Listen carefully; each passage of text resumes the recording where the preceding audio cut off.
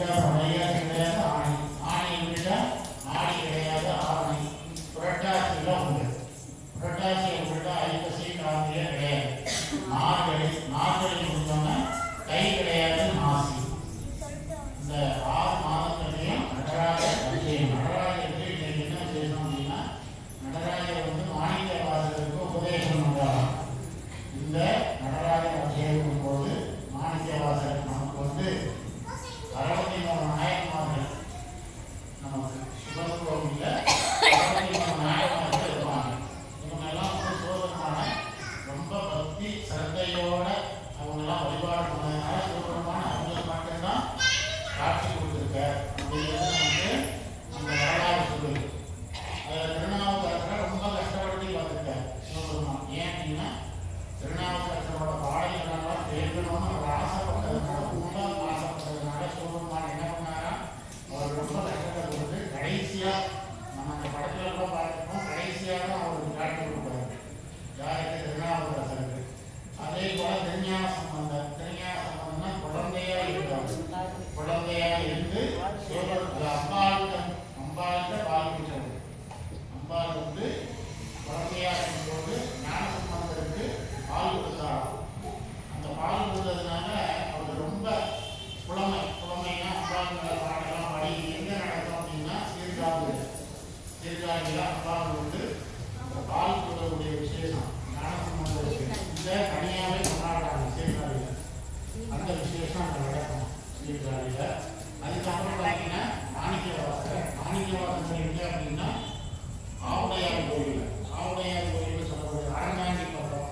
இந்த ஆவுடையார் கோயிலில் தான் மாணிக்கவாசகர் என்ன பண்ணுறாரு, ஒரு ராஜாவுக்கு மந்திரியாக இருக்காரு. மந்திரியாக இருந்து அவர் என்ன பண்ணுறாரு, அந்த ராஜா வந்து நம்ம படைக்கு நிறைய குதிரைகள் வேணும், இந்த குதிரைகளை வாங்கிட்டு நான் வந்துட்டேன், ஏன்னா நம்பிக்கையாக இருக்கிறார் மாணிக்கவாசகர். அப்போ வந்து அவர் மந்திரி, அவர் என்ன பண்ணியிருக்காரு, ராஜா காசெல்லாம் நிறைய கொடுத்து நம்ம படைக்க வேண்டிய குதிரைகளை எல்லாம் வாங்கி கொடுத்து நீ நம்ம ஊர் படத்தில் ஒரு பேர் அப்படின்னு சொல்லிட்டு இவர் இந்த காசை வாங்கிட்டு போயிட்டு என்ன பண்ணிட்டாரு, அவருடைய கோவிலை கட்டிட்டாரு. பணத்தை வச்சு சிவகோவிலை கட்டணும். இவன் வந்து ரொம்ப விசேஷமாக ரொம்ப பிடித்தமானவர் மாணிக்கவாசகர். அதனால பார்த்தீங்கன்னா ஆவுடையார் கோயிலில் வந்து மாணிக்கவாசகர் கட்டின கோயில் ஆவுடையார் கோயில். அது ரொம்ப விசேஷம். நமக்கு பார்த்தீங்கன்னா ஆவுடையார் கோயிலில் நிறைய வரலாறு இருக்கு.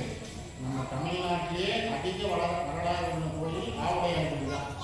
உள்ளே போனால் ஒவ்வொரு சிலையும் பேசும், அந்த அளவுக்கு அது விசேஷங்கள் இருக்கு. அதனால ஆவுடையார் கோயில் சாதாரண கோயில் இல்லை. அங்கே சிவபெருமானுக்கு ஒரே உருவம் கிடையாது. சிவபெருமானுக்கு சுத்தமாக இந்த லிங்க உருவம் கூட கிடையாது. இந்த லிங்க உருவம் கூட அங்கே கிடையாது. அம்பாவை பார்க்கவே முடியாது. அம்பாவோட காடு மட்டும்தான் காட்டுவாங்க. உள்ள யாரும் போய் பார்க்க முடியாது. சின்ன துவாரத்து வழியாக அம்பாவை பார்க்கலாம். சுவாமியை பார்க்கவே முடியாது. சுவாமி அங்கே உருவமான இந்த மாதிரி கூட இல்லை. பார்த்தீங்கன்னா பகல் 12 மணி 1 மணிக்கு சாதத்தை கொண்டு வந்து கொட்டுவாங்க. நிறைய சாதம் வந்து என்னென்னா நம்ம இந்த பச்சரிசி சாதத்தை நல்லா சுட வந்து கொட்டி அதுக்கு ஆவி பறக்கிற மாதிரி அந்த ஆவியை தான் ஆண்டவா எடுத்துக்கிறார். அதனால தான் ஆவி உடையார், ஆவியை எடுத்துக்கிறார் சிவபெருமான். அந்த எல்லா தெய்வங்களுமே அப்படிதான். நாங்கள் கொண்டு போய் படைக்கிறத அந்த ஆவியை மட்டும்தான் அவங்க எடுத்துக்கிறாங்க. அப்படியே பொருள் அப்படியே தான் இருக்குது. அதனால தான் சூடாவுக்கு சாமிக்கு சாதம் பண்ணணும் அப்படின்னு சொல்கிறது.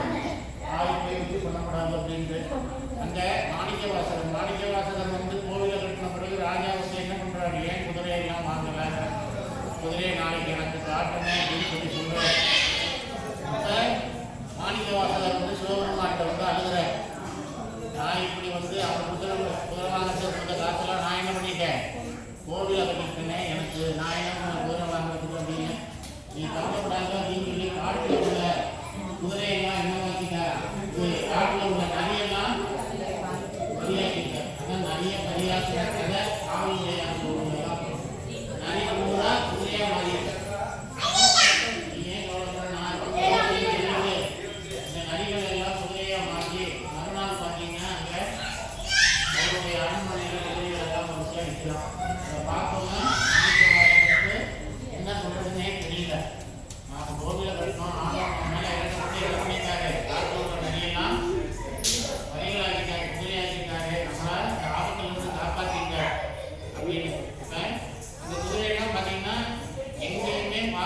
முடியாத குதிரை. அந்த மாதிரி ஒவ்வொரு குதிரையும் நல்ல ஜவான் மாதிரி இருக்கு. அந்த மாதிரி குதிரையை வாங்கிட்டு வந்துட்டானே மாணிக்கவாசகர் அவனை போய் சந்தேகப்பட்டமே, அவன் மேலே போயிருந்தோமே அப்படிங்கிற மாதிரி அப்புறம் மன்னிப்பு கேட்டாரான் யார் இந்த ராஜா. இந்த மாதிரி அது ஒன்று. சுந்தரருக்கு பார்த்தீங்கன்னா திருவொற்றியூர் அங்கே சுந்தரர் வந்து ரொம்ப விசேஷமா, ஏன்னா அங்கெல்லாம் அவருக்கு கல்யாணம் போகும். கல்யாணம் போகிறப்ப சிவபெருமான் போய் தடுக்கல, கல்யாணம் பண்ணிக்கக்கூடாது, நீ எனக்கு தொண்டு செய்யவே பிறந்தவ, அதனால கல்யாணம் பண்ணிக்கக்கூடாதுன்னு சொல்லி அதை போய் தடுக்கல. நம்ம அவருக்கு வந்திருக்கிறது சிவபெருமானு தெரியாம யாரோ ஒரு வயசான வந்து நம்ம கல்யாணத்தை தடுக்கிறானே அப்படின்னு கோபப்பட்டு சுந்தரர் என்ன பண்றாரு அப்படின்னா சிவபெருமானை சண்டை பண்றாரு. ஆய் சண்டை நடக்குது, இந்த தலைமையாரி என் கல்யாணத்தை தடுக்கிறதுக்கு அப்படின்னு சொல்லி கதை போடுறாரு. இல்லப்பா, இந்த மூதாதையர்கள்லாம் எனக்கு ஒரு பட்டயம் எழுதி கொடுத்துருக்காங்க, என்னுடைய வம்சாவளியில் அத்தனை பேரும் வரக்கூடிய அத்தனை பேரும் கல்யாணம் பண்ணிக்காம உனக்கே தொண்டு செய்யணும்னு எழுதி கொடுத்துருக்காங்க. அந்த ஓலையை கட்டணும்னு சொல்லி அதை காமிச்சு சுந்தரர் என்ன பண்ணுறாரு, கூட்டின்னு போய் திருவொற்றியூரில் தான் ரொம்ப காட்சி கொடுக்குறாரு. காட்சி கொடுக்கும்போது அதுக்கப்புறம் சுந்தரர் ஆசைப்பட்டது போல திருமணம் பண்ணி வைக்கிறார். அதனால சிவபெருமான் வந்து அளவிழந்த பக்தி 4 பேருக்கு தான். திருநாவுக்கரசர், மாணிக்கவாசகர், திருஞான சம்பந்தர், சுந்தரர்.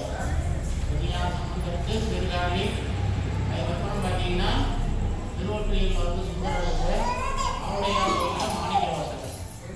உங்களுக்கெல்லாம் விசேஷம். திருநாவுக்கரசருக்கு காளகஸ்தி, காளகஸ்தின்னு சொல்லக்கூடிய ஆந்திராவில் சொல்லக்கூடிய காளகஸ்தி.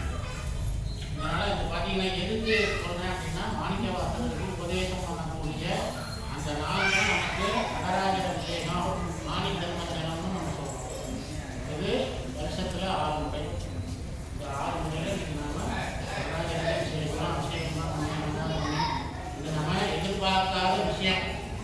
நான் நேற்று காட்டில் தான் பேசிட்டோம், இதை பண்ணிடலாமா அப்படின்னு கேட்டோம். பண்ணிடலாம், கொஞ்சம் சிரமப்பட்டு தான். நேற்றெல்லாம் பார்த்தீங்கன்னா நல்ல மழை, வந்து மழை இல்லாமல் நல்ல மழையை கொடுத்துட்டு அந்த மழை பெய்ய நம்ம யாரையும் போயிருந்தோம். சரி பார்த்துக்கலாம் அப்படின்னு சொல்லி ஆண்டவருக்கு தெரியும் எந்த நேரத்தில் எதை பண்ணணும்னு அவருக்கு தெரியும். அதனால நேற்று ஏதோ ஆண்டவனுக்கு தண்ணி விட்ட போத நல்ல மழையை கொடுத்தார். அது சந்தோஷமா இருந்தது. ஆமாம், அதனால இதுவரை நம்ம பார்க்காத மழை நினைக்கிறது நம்ம 3 மாதத்தில் இந்த மாதிரி ஆணையம் எல்லா நாட்டிலும் எதை பண்ணலாம்னு செய்து கொடுத்தார். நம்ம ஆண்டவன் பிரார்த்தனை பண்ணிக்கிறோம்.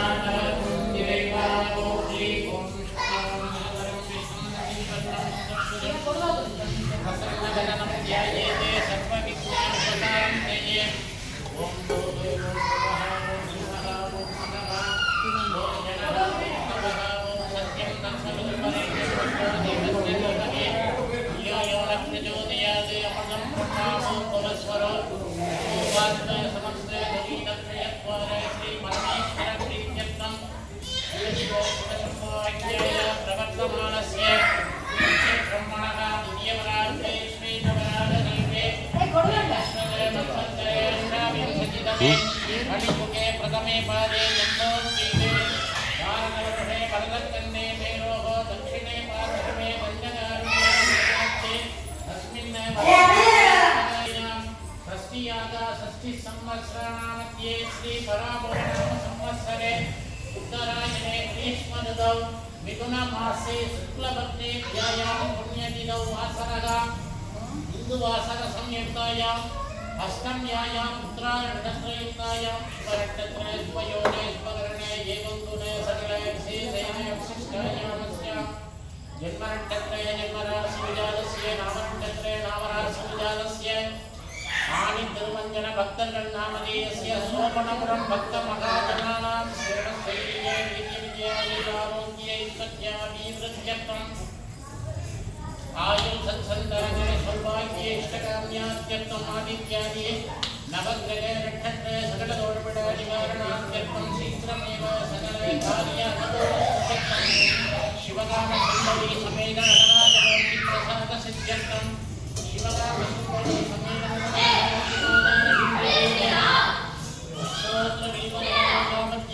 नमस्ते ओम शिवाय नमः ओम शंभवे नमः श्रीमात्रे नमः ओम शिवते कुंभसंभवाय नमः देवताय समुद्यताय नमः अद्यद्वारसकस्वाय नमः ओम शतद्वार समन्विताय नमः रागस्वरूपवासात्याय नमः क्रोधाकारानुससोज्ज्वलाय नमः मनोरवेशोदण्डाय नमः पञ्चतन्मात्रशायनाय नमः निजारुणप्रभागुणमञ्जब्रह्माण्डमण्डलाय नमः शम्बदासोगपुन्नागसौगन्धीकवसत्कसाय नमः गुरुविन्दमणिश्रेणिगणत्वै नमः